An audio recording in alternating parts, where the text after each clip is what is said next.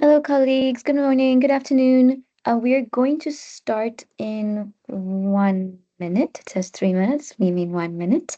Um, in the meantime, if you wish to access the webinar in a different language, we have a possibility for that. Let me just share a link in the chat. Um,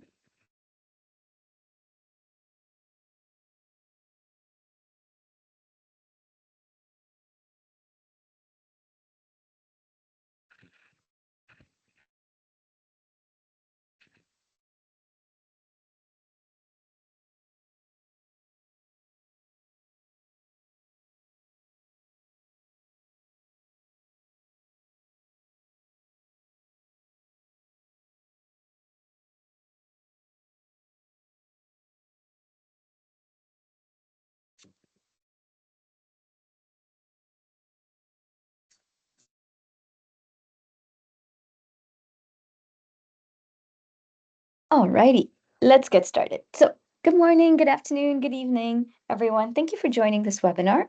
My name is Nikita Udwani. Before we get into the topic of today, in recent weeks, especially if you are a new colleague joining, you might have seen Freeform in the spirit of inclusivity. We are trying to reach more people in different languages around the world, right? And of course, we are a small team, so we are counting more and more on artificial intelligence and other clever ways to make sure that we can be more inclusive. So, what we have prepared for those of you who prefer to listen who prefer to follow this webinar in a different language, what I would suggest that you do is please click. You will see in the chat, I have posted a link. I've pinned it as well, so you will see it at the top of the chat. If you wish to participate in this webinar in a different language, please click on the link that I have shared in the chat. It will take you to a website, so you will still have Teams open, but you will also have your browser open. You can choose the language of your choice, and what will happen then is you will be able to follow me, and you will see the captions in the language of your choosing. So please feel free to use that, and let us know if it's working, if you like this feature. We'll definitely keep it on if it's of use to colleagues joining. So yes, please keep that in mind. Let's start with the topic of today. I see some of you already, you know how this works indeed. So, like I said, my name is Nikita Udwani. I'm the delivery director at Fleet Forum, and you are joining a 30-minute webinar on the topic of inspiring your team through emission target setting. We try to make the webinars as interactive as possible. I know I can't see you all, unfortunately, but I would like to ask you to please introduce yourself in the chat. I can see Mohammed, Nancy, Marda, and more colleagues have already started doing so. Fantastic. Please, to introduce yourself and also get to know colleagues, please mention, well, we see your name already, which organization and which country you're calling in from today. Yes. Um, it's like I said, we try to make it interactive, so introducing yourself helps. But also, if you have comments, questions during the webinar, I sometimes have questions for you. So please feel free to post them in the chat, and we will pick them up as we go. Yes. So today's topic is about inspiring your team through emission target setting. Why are we talking about this topic?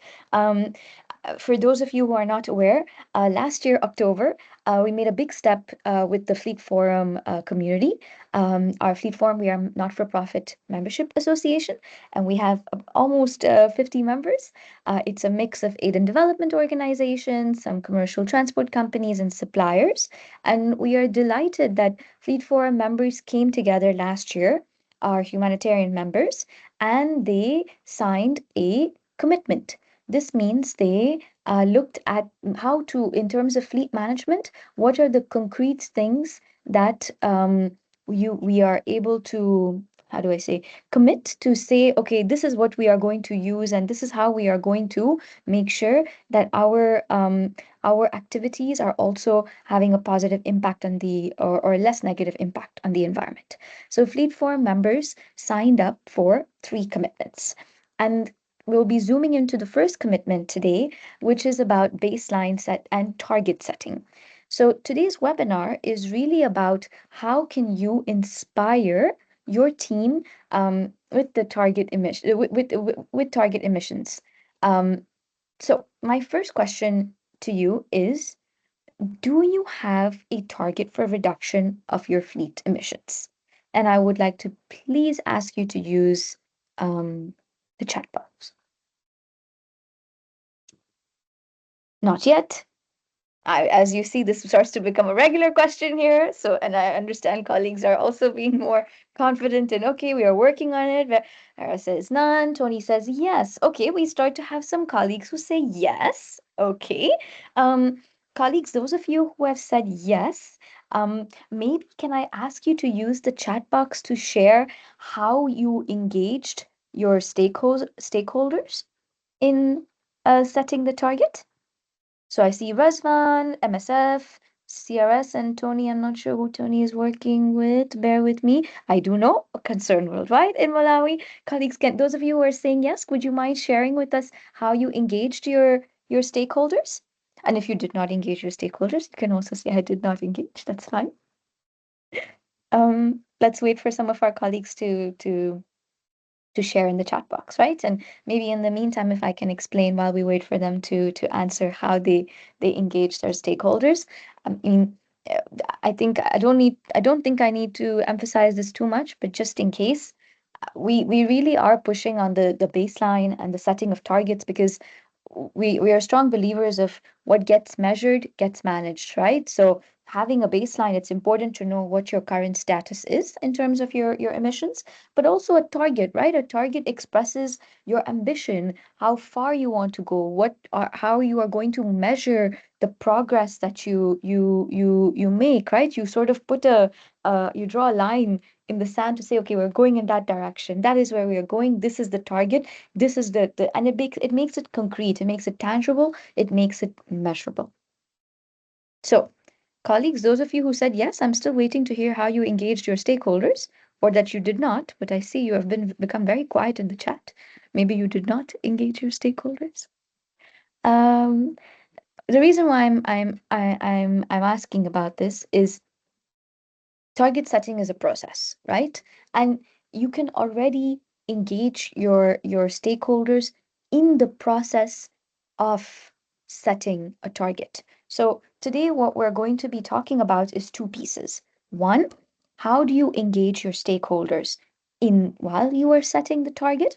But also we're going to give you some tips on what you need to do once you've set the target, right? And how do you like what how can you get inspire people and make them enthusiastic about this?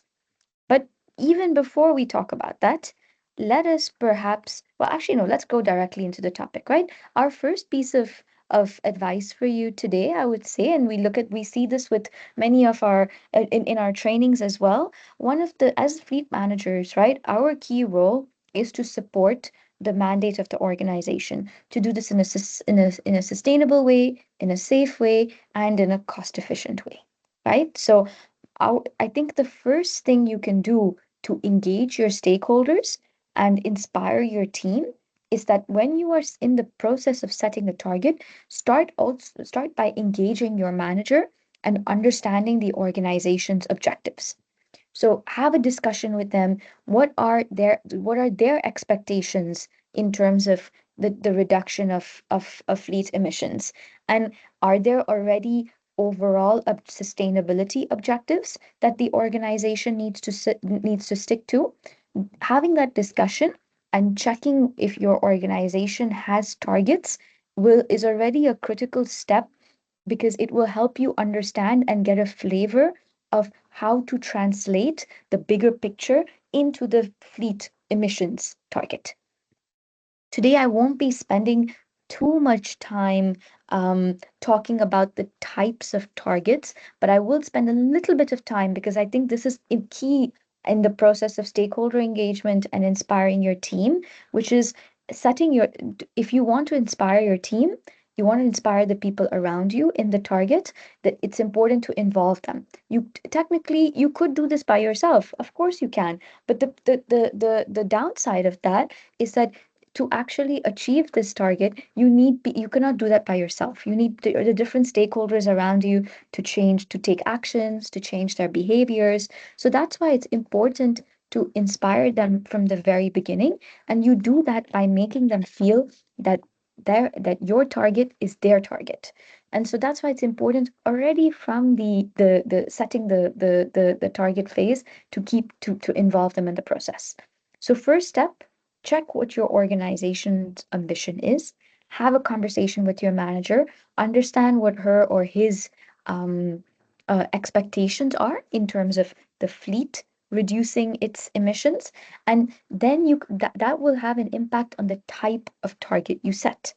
So in a previous webinar, we talked about three different types of emission reduction targets. We talked about absolute emission reduction targets, intensity targets, and activity-based targets.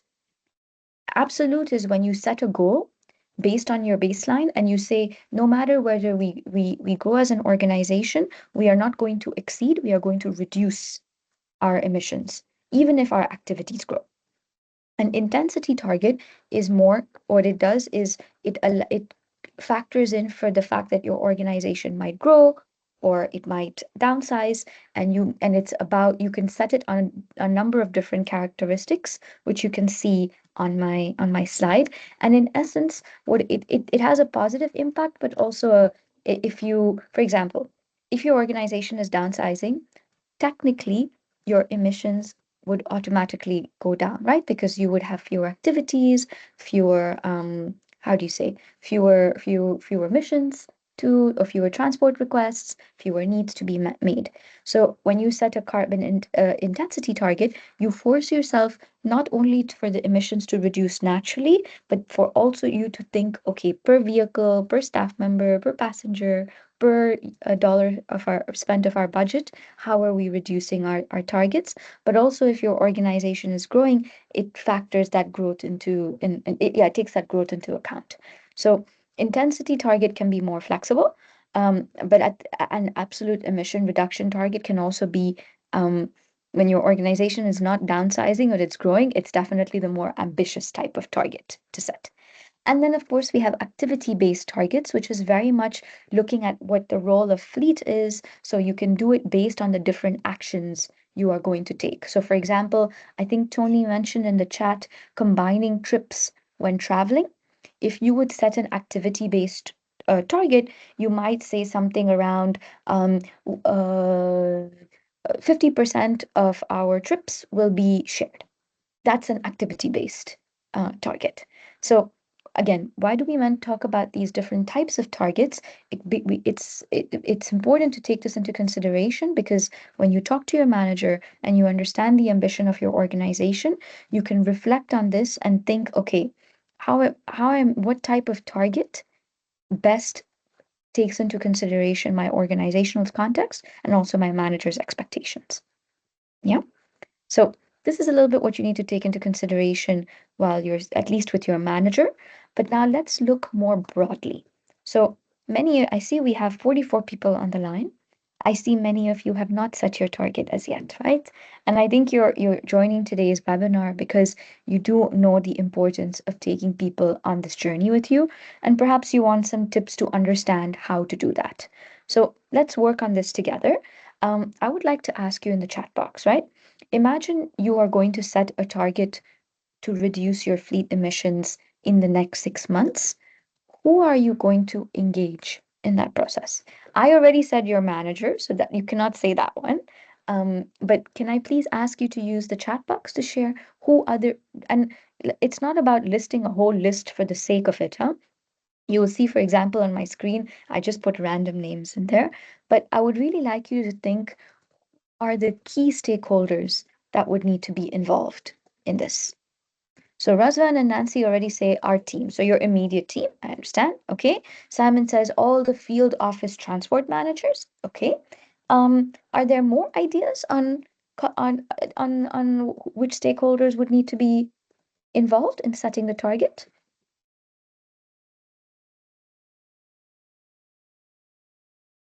Your senior management, your team, the country director. Yeah.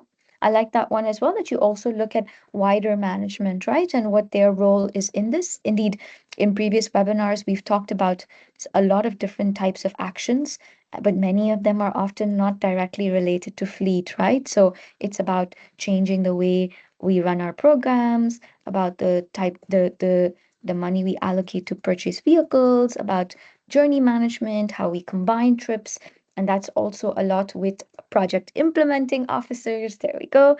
I saw country director, co-workers, okay, all fleet members. Ravan mentions government responsible for transport. Ravan, can you add in the chat why you think, I'm not disagreeing with you. It's an interesting one you mentioned. Well, why would you invest? Why would you ask, well, or why would you engage the government responsible for the ministry responsible for transport? If you can put it in the chat, I'll keep an eye out, right? Um, so like I said, colleagues, in the meantime, I'm also conscious of time, right? And I want to make sure that you understand the different steps you can take. So step one, make a list. It does not have to be a very long list. You're doing this in addition to the many other tasks you have going on. So be careful. It's important to engage people. Yes, I'm not saying only engage one person, but also think realistically, who are the different people, right? And Rowan, I would still like to hear why the Ministry of Transport. Um,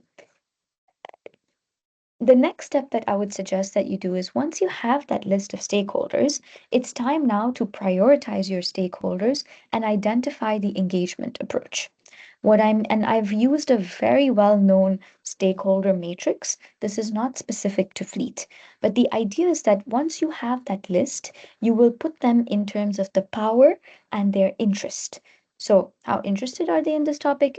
Are they very interested, not so interested, but also how much power or how influential are they in these things happening? So like that is this, and this is just a list for yourself, right? So you've got to make sure that you use that to sort of say, okay, somebody who I don't know, my boss is somebody who has low interest, for example, in this, but they are very influential. I will put them as keep satisfied.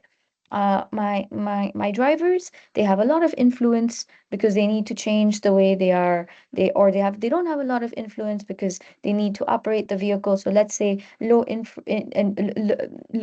influence, but they are very interested in this topic and they're keen to understand. Maybe you put them and keep informed. um your passengers, maybe they have a low interest in this, but they have a high powers. You keep them satisfied. So this is just an example, right? And in the meantime, I see Ravan has mentioned, okay, specifically for emission standards. Good point. It's always good to be lobbying there as well. I take your point, and they are the ones indeed to decide for the emission standards. Yes. So, like I was saying, make sure that once you have the list of stakeholders, you use this type of matrix because it will also help you identify the engagement approach based on where you have positioned these stakeholders. So, for example, somebody who you need to manage closely, you might need to have more meetings with them, have more coffees with them, keep them closely, like as in manage them closely, make sure that they are part of the process, organize a workshop for them. But maybe somebody who's in the keep informed category, you are not spending so much time with them, but you are providing them updates through posters or videos or emails. So this type of matrix helps you really think about who are you going to focus on, what is their level of interest, and how much can they influence the actual reduction of emissions, and then how it helps you identify how are you going to engage them in this process. Now let's look at the next step, right? So we know our stakeholders, we know we have an idea for their engagement approach. The next step is to develop a communications plan. And we might think, oh, but I'm not the communications person. Yes, but communications is a key skill that you're going to need to inspire people. So even though you might not have a communications background, you can always use this type of thinking and approach to make a plan for yourself, right? So here too, I've given you an example of a structure of a plan that you can use once you have completed the stakeholder matrix. In here, in essence, you are planning very specific activities for each of these stakeholder groups to keep them involved, engaged, and inspired in this process.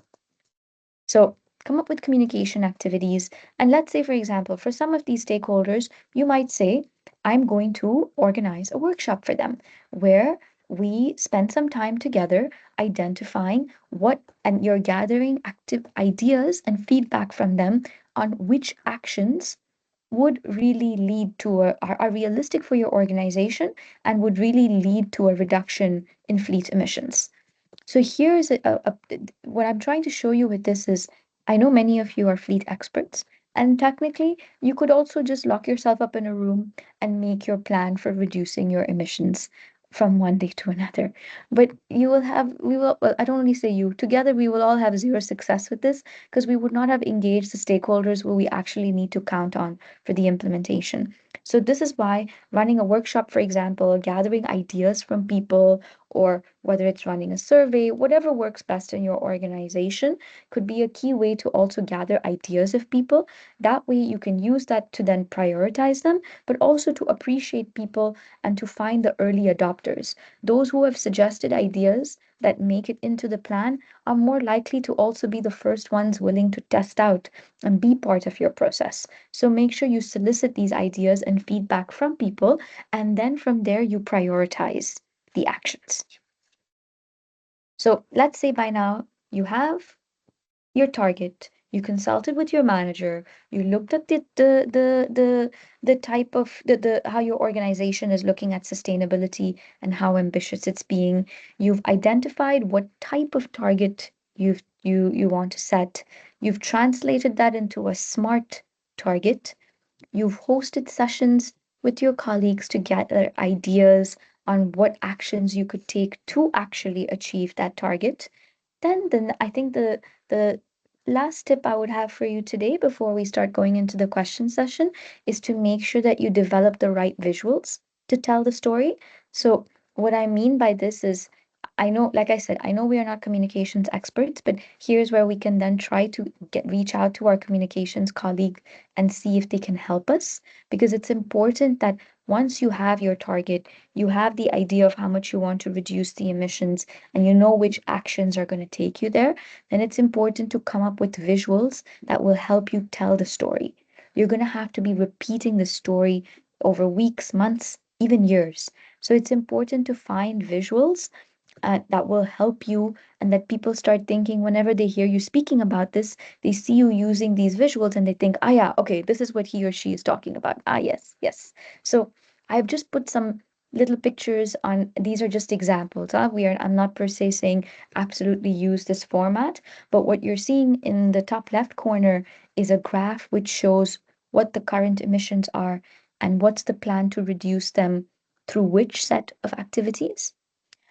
Another graph, the one with the red, shows what the ambition is, what the current status is, and which actions or what areas they're going to focus on. You see things like infrastructure, energy, products. So it's the same thing for fleet. We might have eco driving, preventative maintenance, vehicle sharing. So that's the type of thing, right? Making something visual, and the same thing you're seeing at the in the middle, in the bottom middle of the screen, which is a visual that shows different actions that are going to be part of the reduction strategy. So make sure that you are not writing something that's too text heavy, but that you also complement it with visuals that you can keep putting on posters, that you can keep showing in your presentations, in your staff meetings, in your briefings with drivers, like in attaching them to your emails, so people start to recognize and keep and get and that the message sticks and stays with them. So these were the little tips we had for you today on how to inspire your team. Um, I think we're now going to open the floor for some questions or comments. Let's take a look at the chat. And I'm just seeing here in the meantime, am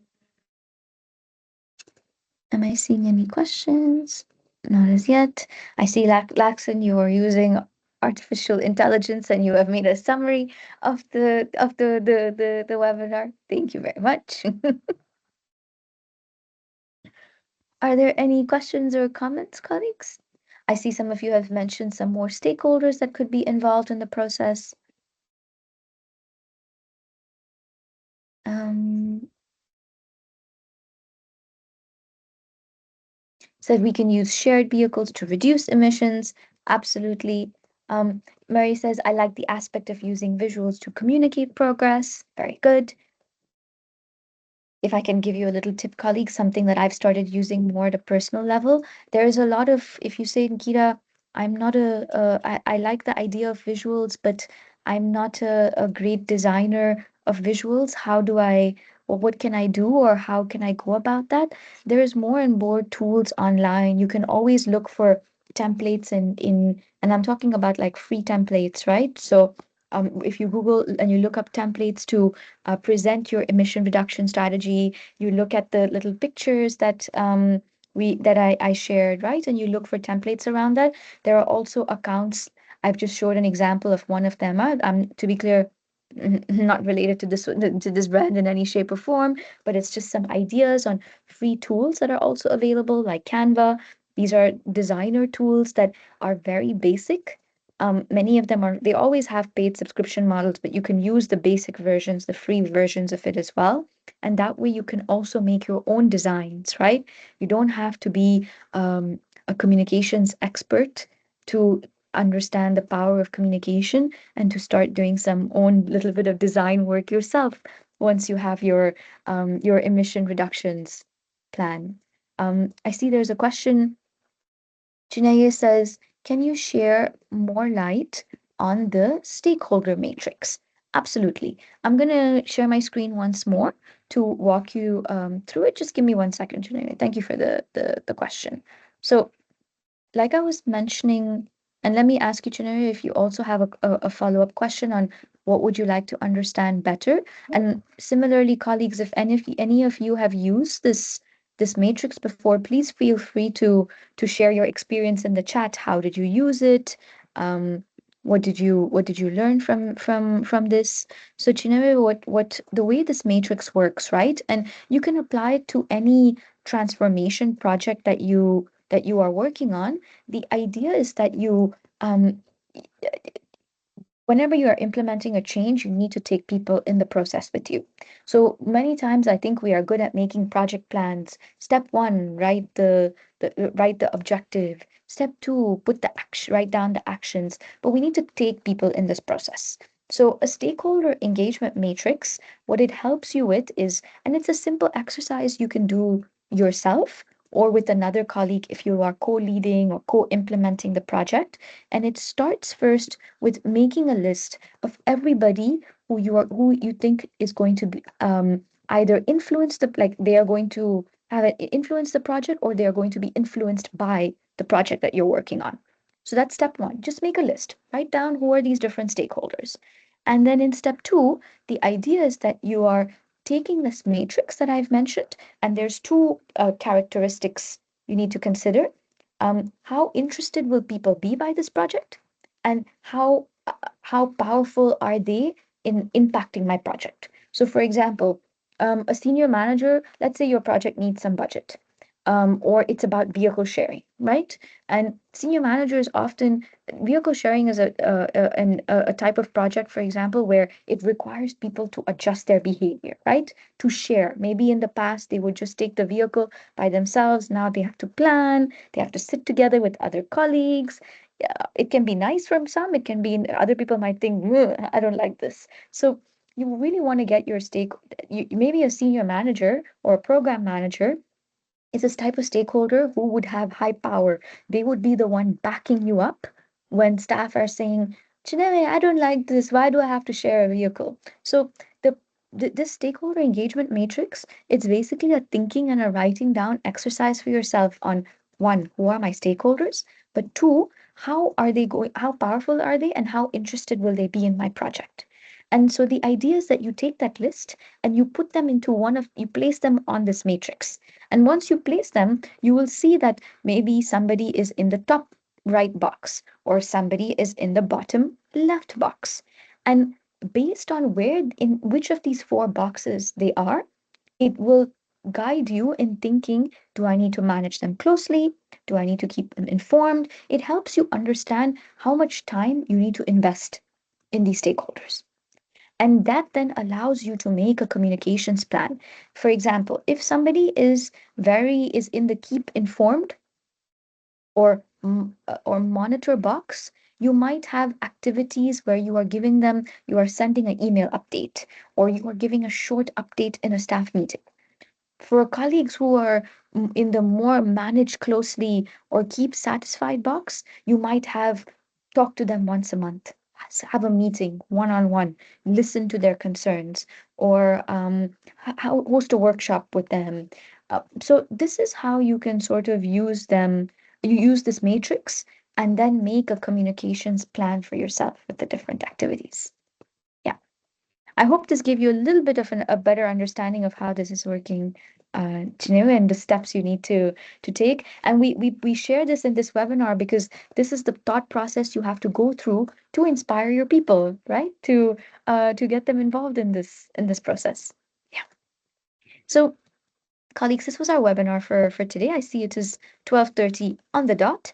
Thank you so much for joining. I hope I gave you some useful tips for you to take into consideration. If there are any colleagues who use the stakeholder matrix in the coming weeks or months, please reach out to me or to anyone from Fleetform. We are always also looking for good use cases of and examples of colleagues who've used this to also come host a webinar, share how you are going through this process, right? And share your learnings and the lessons from applying this. If you enjoyed this webinar and you would like to join future webinars, please remember our next one is taking place 2 weeks from now. It's on the 18th of September, and it's going to be on the topic of good practices on fleet procurement, also an interesting one, and how to manage our suppliers. Once again, thank you all for joining. I hope to see you in a couple of weeks. And if you have, and you're going to see a short survey, please make sure you complete it and you tell us what you think. It's literally a one question survey. Thank you for joining, and I hope to see you in 2 weeks. Have a great day.